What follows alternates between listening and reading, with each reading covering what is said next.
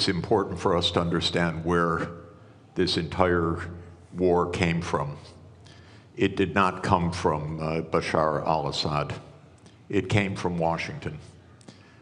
There was a decision in 2011 to overthrow Assad. Actually, that came from Jerusalem. This has been a desire of the Israeli government that stretches back more than 25 years.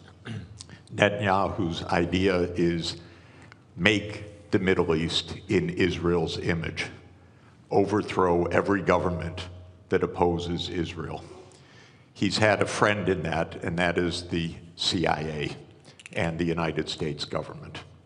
So this war in Syria did not come from Assad's repression. It did not come from Assad's dictatorship. This war came from a presidential order by Obama to overthrow Assad, starting in the spring of 2011. We have a name for this program. It was Operation Timber Sycamore. The United States, together with other countries in this region, trained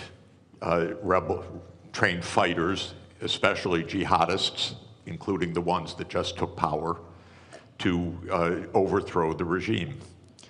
This created chaos. 600,000 dead in Syria in a war that has gone on for 14 years.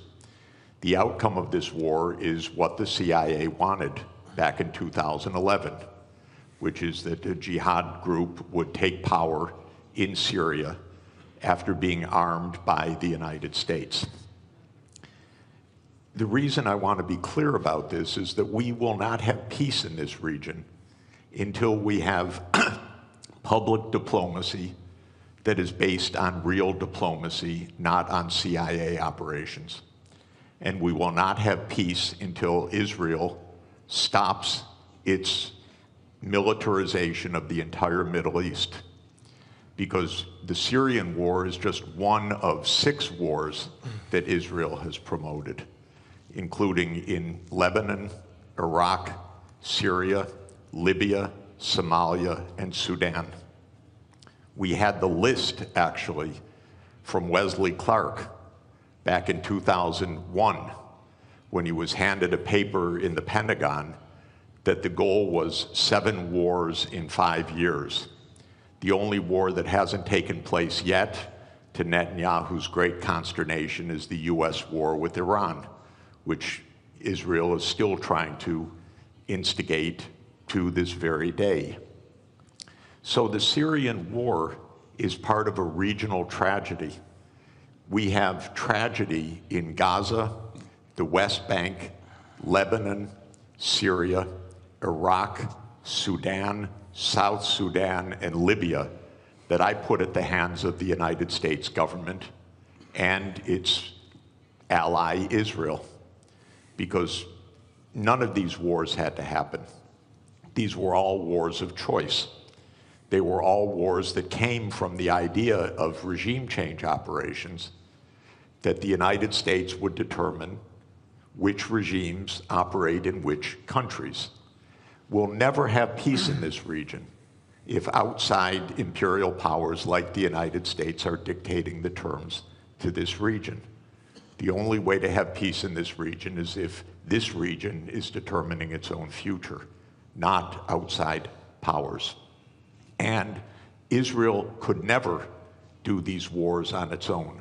These are American wars.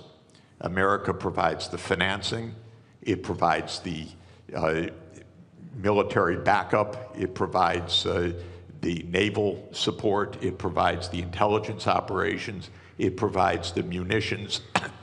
Israel couldn't fight for 1 day without the United States backing. Israel could not be committing a genocide in Gaza without the United States' full operational complicity. I don't mean political complicity, I mean direct, daily operational complicity. This has to end.